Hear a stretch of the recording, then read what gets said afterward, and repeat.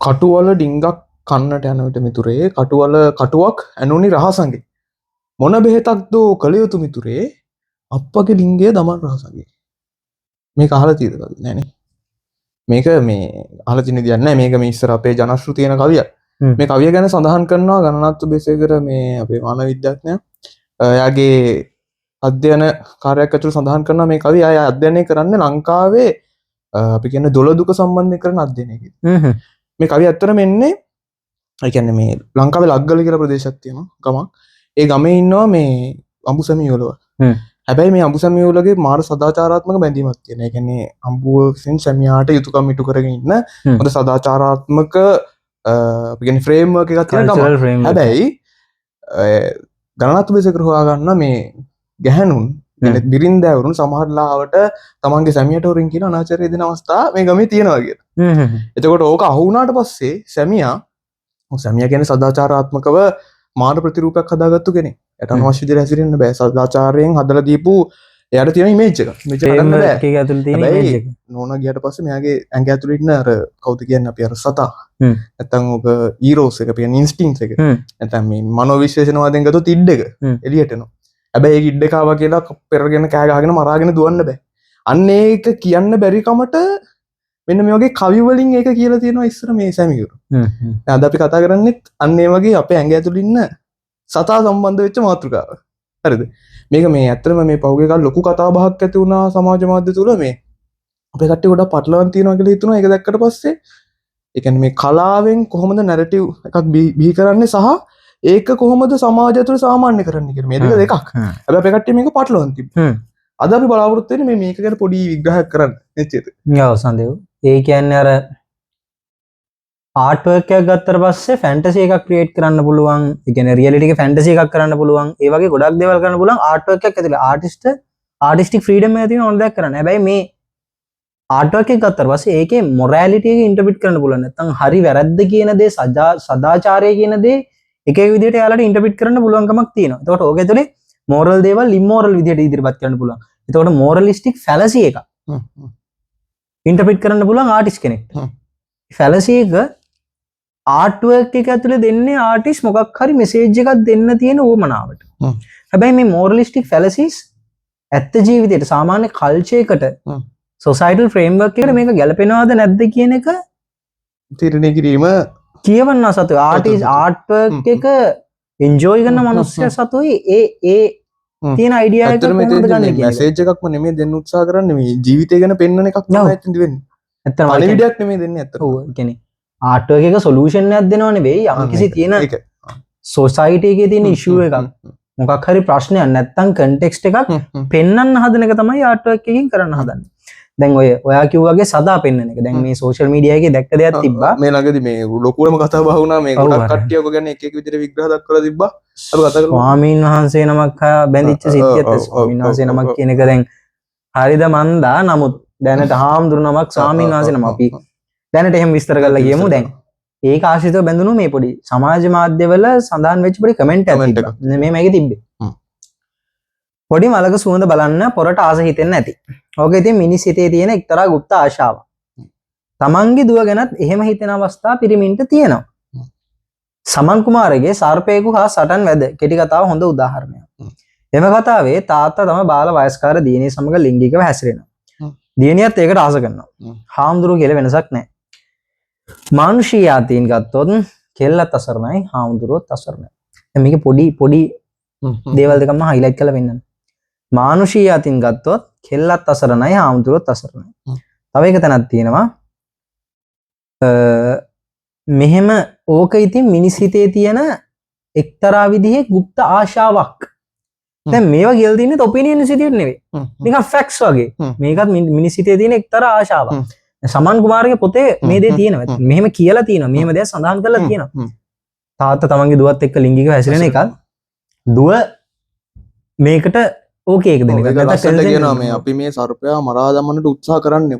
ඔව් සර්පයා නැගිට ආයෙන ඕක තමයි සර්පයා කියන්නේ. දැන් ඔය කියපු සතා සර්පයා විදිහට මෙතන සමන් කුමාර ඉන්ටර්ප්‍රිට් කරලා දෙනවා. හැබැයි සමන් කුමාරගේ මේ කන්ටෙක්ස්ට් එක ගත්තොත් සමන් කුමාර මේ කරන්න හදන්නේ අර මාටින් වික්‍රමසිංහලා ගෙනාව ගුණදාස සමරසේකලා ගෙනාපු සෝෂල් රියලිසම් එකක් කියලා බිල්ඩ් අප් කරා. විශේෂයෙන් ඔය අපි ගත්තොත් දැන් මාර්ටින් වික්‍රමසිංහගේ ගොඩක් පොත් ඒ කියන්නේ උපන්දා සිට නැත්නම් අපි කෙටි කතාවක් ගමුකෝ පව්කාරයට ගල් ගැස්ම මේ හැම පොතකම මේ පෙන්වලා තියෙනවා සෝෂල් රියලිසම් කියන එක. ඒ කියන්නේ ඔන්න ඔය ප්‍රොජෙක්ට් එකට එහා ගිහිල්ලා පොඩ්ඩක් වෙනස් විදිහේ ප්‍රොජෙක්ට් එකක් තමයි සමන් කුමාර කරන්නේ. සමන් කුමාරේ තන්දි රිවෝල්ට් එකක් කරනවා කිව්වොත් මං හරි. ඒ කියන්නේ රිවොලූෂන් එක නැත්තම් යම් කිසි විදිහකට අර තිබ්බ සෝෂල් රියලිසම් එකට ගහන. සෝෂල් රියලිසම් එක කියන්නේ ඒ වික්‍රමසිංහයන් හදපු ලස්සන ගම රුරල් විලේජ් එක කොච්චර ලස්සනද.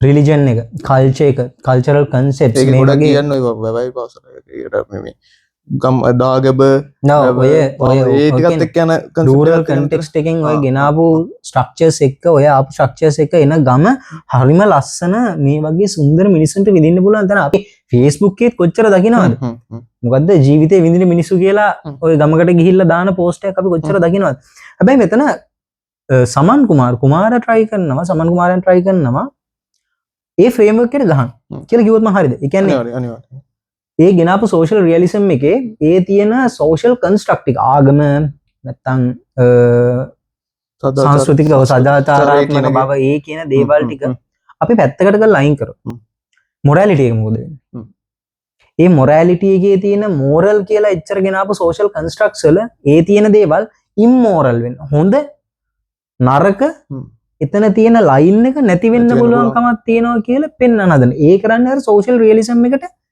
ඇටැක් කරන එක සහ එතනින් එහාට ගිහලා අර සෝෂල් රියලිසම් ප්‍රොජෙක්ට් එකේ මේ අලුත් දෙයක් පෙන්වන එක. විශේෂයෙන් ඔක දැන් අපි සමන් කුමාරගෙන් ගිහලා ඔක ඉන්ටර්නැෂනල් ලෙවල් එකට ගියොත් දන්නවා ස්ටැන්ලි කුබ්‍රික් මේ ළඟදී වල ෆිල්ම් එක. පොඩ කට්ටිය දන්නවා.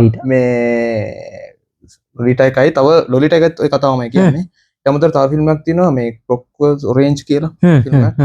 ඒකෙත් කියනවා කොහොමද මේ අපේ අර ඉඩේ අපේ මේ ඇඟ ඇතුළේ ඉන්න සතා කොහොමද බලෙන් හොඳ කරලා තියෙන්නේ. ඇඟ ඇතුළේ ඉන්නවා සතෙක්. හැබැයි සමාජය විසින් බලෙන් හොඳ කරනවා. බලෙන් එයාට මේ දෙනවා පොඩි මේ බෙහෙතක්. ඒ බෙහෙත ඇතුළේ එයා දෙයක් කරන්න කැමති නැහැ. එයා හෙල්ප්ලස්. බලෙන් තමයි හොඳ කරන්නේ. මනුස්සයට ෆ්‍රී විල් එක කියන එක සම්පූර්ණයෙන් අයින් කරලා දාලා බලෙන් හොඳ කිරීමක් ඒක ඇතුළේ සිද්ධ කරනවා. හරි. ඒකට මේකෙත් කියනවා මේ ඔය මේ සමන් කුමාරගේ පොතට හා සමානවම කියනවා මේ කොහොමද මේ ඇඟ ඇතුළේ ඉන්න සතා වැඩ කරන්නේ කියන එක. ඉතුරට අපි කතා කරන්නේ. ඔය කියන්නේ මේ ගන්නකොට මේ සමන් කුමාරයන් මේ වගේ කන්ටෙක්ස්ට් එකක් ගෙනල්ලා කරන්න හදන නෝමලයිස් කරන්න හදන එකද මේ වගේ එහෙම නැත්තම් අපි හිතමු මේ වගේ පැතොලොජිකල් මයින්ඩ් සෙට් එකක්. මොකද අපි සවුත් ඒෂියන් කන්ටෙක්ස්ට් එක ගත්තොත් ගොඩාක් වෙලාවට විවිධ සෙක්ෂුවල් අයිඩෙන්ටිටිස් ඊට පස්සේ සෙක්ෂුවල් ප්‍රැක්ටිසස් ගොඩාක් තිබ්බ කලාපයක් කියලා තමයි අපිට දැන් කොලොනියල් මේ ආක්‍රමණ වෙන්න කලින් ඒගොල්ලෝ සෙක්ෂුවැලිටි එක දෙවිදියක් කියලා පෙන්වන්න කලින් ගොඩක් විදිහට සෙක්ෂුවල් ඔරියන්ටේෂන්ස් ගොඩාක් තිබ්බ පැත්ත තමයි සවුත් ඒෂියන් කන්ටෙක්ස්ට්. ඇත්තම ගන්නවා මතකදී අපි සරලීන සංදේශය උනත් සරලීන සංදේශයේ තියෙනවා මේ සල්ලෙල්ලුන්න මට මතක නැහැ හරියට මම මොකද්ද ඒකේ වෙස් එක කියලා ඒකේ තියෙනවා මේ සල්ලෙල්ලුන්නට ගාලන්ස් තියන් හිටියා කියන එක මල් මාල දාගෙන පිරිමි සැලලිහිනියා ගමන් කරනකොට දැකපු දෙයක් මල් මාල දාගෙන පිරිමියයි නටනවා දැකලා. කියන්නේ අර සමලිංගික කියලා කියත හැකිද? ඒ කියන්නේ එහෙමද? ඒ කියන්නේ එහෙමත් වඩා ෆෙමිනින් පිරිමියයි ෆෙමිනින් විදිහට කියන එකේ ඉන්ටර්ප්‍රිටේෂන් එකක් තියෙනවා. හැඳුමින් පවා එහෙම ජෙන්ඩර් නියුට්‍රල් ගතියක් පෙන්වනවා කියන එක සැලලින සංදේශෙත් ඒ වගේ ඉන්ටර්ප්‍රිටේෂන් එකක් තියෙනවා. එහෙම ගත්තාම even රෝමන් සිස්ටම්ස් වලත් රෝමන් ඊට පස්සේ ඔය ස්පාටන්ස්ලා ගියුණත් එක එක විදිහේ සෙක්ෂුවල් ප්‍රැක්ටිසස් තිබ්බා. දැන් මේ සෙක්ෂුවල් ප්‍රැක්ටිසස් අතරේ හැබැයි සමහර සෙක්ෂුවල් ප්‍රැක්ටිසස් ජපානයේ ගත්තොත් සෙක්ෂුවල් ප්‍රැක්ටිසස් තිබ්බ ගොඩාක් දේවල්. හැබැයි ඒවා යම් සිවිලයිස්ඩ් වෙනකොට ඒවෙන් අයින් වෙන්න ඕනේ කියලා දේවල් කියපැයි ගත්තා. ඉන්සෙස්ට් ඇන්ඩ් පෙඩොෆීලියා. අනිවාර්යයෙන්. රජ කාලෙත් තිබ්බ ඉන්සෙස්ට් දේවල් කියන එක. ඇලෙක්සැන්ඩර් ඒ රජ පෙළපත ගෙනියන්න ඕනේ කියලා. හැබැයි පස්සේ කාලෙකදී මිනිස්සුන්ට හානියක් වෙන නිසා මේ ඉන්සෙස්ට් ඇන්ඩ් පෙඩොෆීලියා කියන එක අයින් වෙන්න ගත්තා. ඉන්සෙස්ට් එක දැන් මෙතන ඉන්සෙස්ට් එක නෝමලයිස් කරන්න හදනවා මේ කියපු කමෙන්ට් එකේ පෙන්නන දේ. පෙඩොෆීලියා දැන් හැබැයි මේ දැන්ට නිවුස් එක ගත්තොත් එතන ඇත්තටම වෙලා තියෙන්නේ කන්සෙන්ට් එකක් නැතුව සෙක්ෂුවල් ඇටැක් සිද්ධ වීමක් තමයි සිද්ධ වෙලා තියෙන්නේ. එහෙම කියන්න පුළුවන්ද අපිට? එහෙම කියන්න පුළුවන්. ඒ කියන්නේ ඒක විවිධ විදිහට ඉන්ටර්ප්‍රිටේෂන්ස් තියෙනවා අපි දැන්. දැන් මේ වෙද්දි මම කියන්නේ දැන් මේ සිටුේෂන් මේ මොහොත වෙද්දි විවිධ විදිහට ඉන්ටර්ප්‍රිටේෂන් තියෙනවා.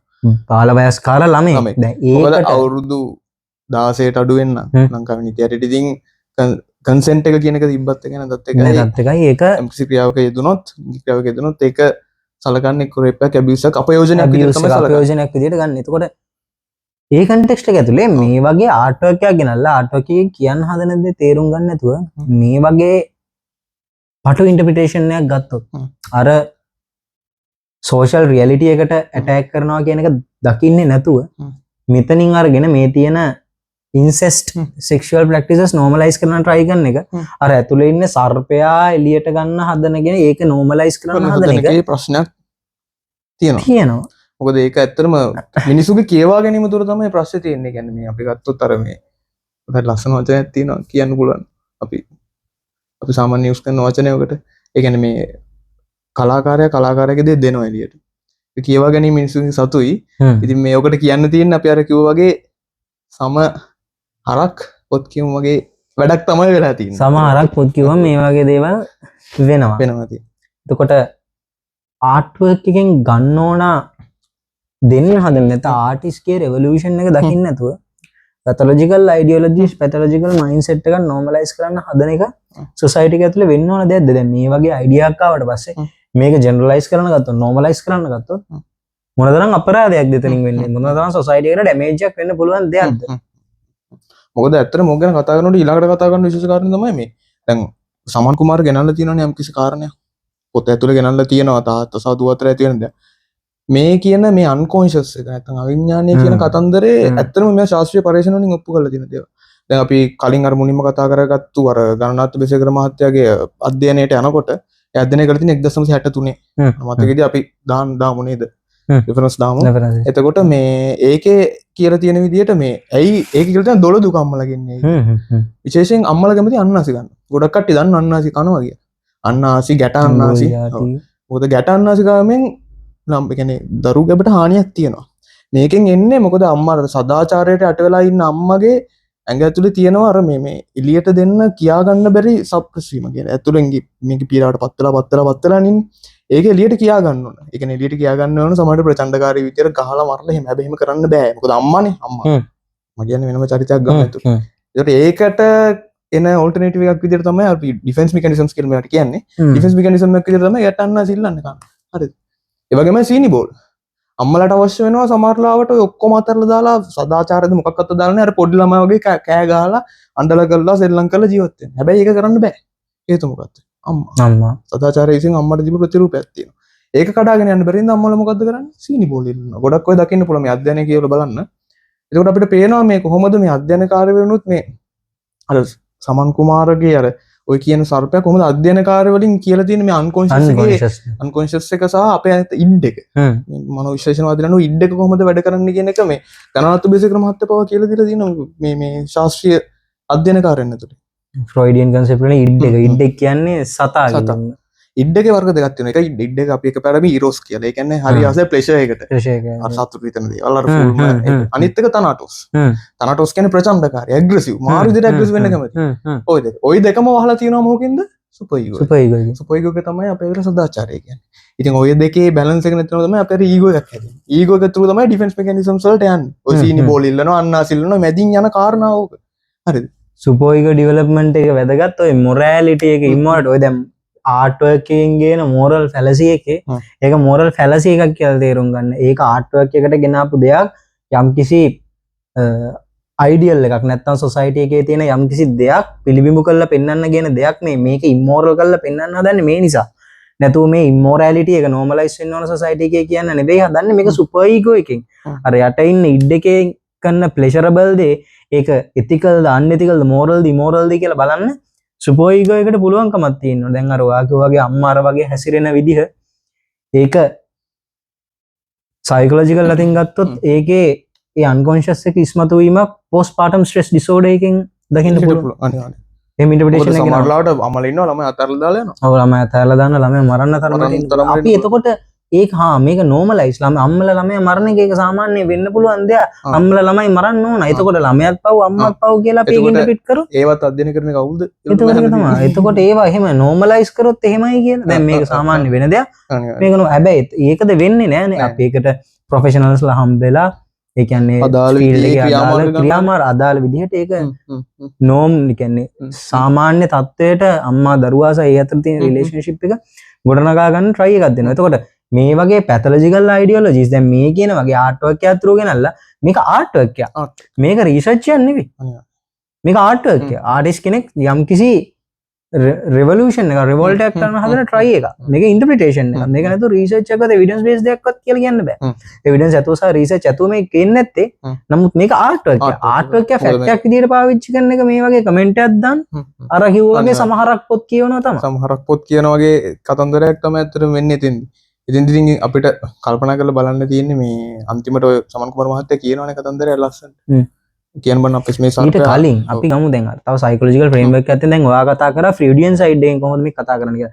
ලකේනියන් සයිඩ් එකෙන් අපි ගත්තොත් ලකානියන් සයිකොලොජි අතින් ගත්තොත් මේකේ තියෙනවා දැන් සිම්බොලික් ඕඩර් කියලා දෙයක් තියෙනවා සහ රියල් කියලා දෙයක් තියෙනවා. සිම්බොලික් ඕඩර් එක කියලා කියන්නේ ඔය කියපු රිලිජන් සහ ඊට පස්සේ සෝෂල් ෆ්‍රේම්වර්ක් ඉකොනොමිකල් ස්ට්‍රක්චර්ස් ඔය වගේ දේවල් වලින් සෝෂල් ෆ්‍රේම්වර්ක්ස් නැත්නම් සේෆ් ගාඩ්ස් දාලා සෝෂල් සේෆ් ගාඩ්ස් දාලා අර රියල් එක කියන්නේ වගේම සර්පයා. සර්පයාව සේෆ් ගාඩ් අර සේෆ් ගාඩ්ස් වලින් සර්පයා එළියට එන්න දෝ තියාගන්න හදනවා. මේ කුමාර සමන් කුමාර try කරන සමන් කුමාරයන් try කරන්නේ මේ සිම්බොලික් ඕඩර් එක නැති කරොත් මේ රියල් එක නිකන් එළියට එනවා කියලා දෙයක් පෙන්වන්න. දැන් ඕක තේරුම් ගන්න උත්සාහය දැන් මම සයිකොලොජිකල් ඇස්පෙක්ට් එකෙන් ගත්තා. ඕක තේරුම් ගන්න උත්සාහ කරන්න ඕනේ. ඔයා කිව්වා වගේ අපි ගත්තා සමන් කුමාරයන් මේ අන්තිමට පොතේ අන්තිමට කියනවා ලස්සන දෙයක්. ඒ කියන්නේ මේ මේක හොඳ අපිට මේ ඇත්ත කන්ක්ලූඩ් කරන්න මොකද එතනින් අපිට තේරෙන්නේ ඇත්තට මොකද්ද මේ කතාවේ අන්තිම කියන එක. අන්තිමටම පොතේ කියනවා අපි මුගුරගෙන දෑතිම්ම මූට සර්පයාට අපි මුගුරගෙන දෑතිම්ම මූට තලමු. ඌ අද හෝ හෙට මිය යා යුතුය. නැතහොත් ගල් මුල් වලින් වැසී අපත් සමගම මිය යා යුතුය. මේ අන්තිම කොටස අර සමහරක් තේරුම් ගත්තා නම් මෙතන මොකද්ද කියන්නේ කියලා එහෙනම් මේ වගේ කමෙන්ට් එකක් වැටෙන්නේ නැහැ. ඉතින් මේ ඇත්තටම ඕක තමයි අපිට අද කතා කරන්න තියෙන මාතෘකාව. මොකද මේ අපි දුන්නේ අපේ විග්‍රහය ඇත්තටම මේ සම්බන්ධයෙන්. මම හිතන්නේ මේ වෙනකොට ගොඩක් හීට් වෙන මාතෘකාවක් ඕක. මේ කමෙන්ට් එකම විතරක් ගොඩක් ගිහිල්ලා තිබ්බා. ඉතින් මේ මට කියන්න තියෙන අර සමහරක් පොත් කියවම කියන එක තමයි අපි දෙන්නගේ එතන විග්‍රහයෙන් ඇත්තටම එළියට දෙන්නේ. ඉතින් මේක ගැන තව අදහස් තියෙන්න පුළුවන් ඔයාලට. අපිත් එක්ක කතා කරන්න. අපි කැමති අදහස් බාරගෙන ආගියු කරන්න. විවේචන තියෙනවා අපි කැමති බාර ගන්න. මොකද ඩිස්කස් කරන්න ආගියු කරන්න. ඒක තමයි අපි ඉන්නේ. ඉතින් මේ වගේම අමුතු වැදගත් ගැඹුරු මාතෘකාවකින් ඩිස්කෂන් එකකින් අපි ආයෙත් යමු. අපි සයිකෝසේපියන්ස්. ඒ වගේම මේ වගේ ඩිස්කෂන් එක ඩීප් ඩිස්කෂන් එකක් ඔයාලට රිලැක්සින් ඩිස්කෂන් එකක් තියාගන්න ඕන නම් මාළඹේ ස්ලිට් කැම්පස් එක ළඟ SLIT කැම්පස් එක ළඟ තියෙනවා House of 1870 මෙතනට ඇවිල්ලා මේ වගේ හොඳ ඩිස්කෂන් එකක් ඔයාලටත් තියාගන්න පුළුවන්. Thank you.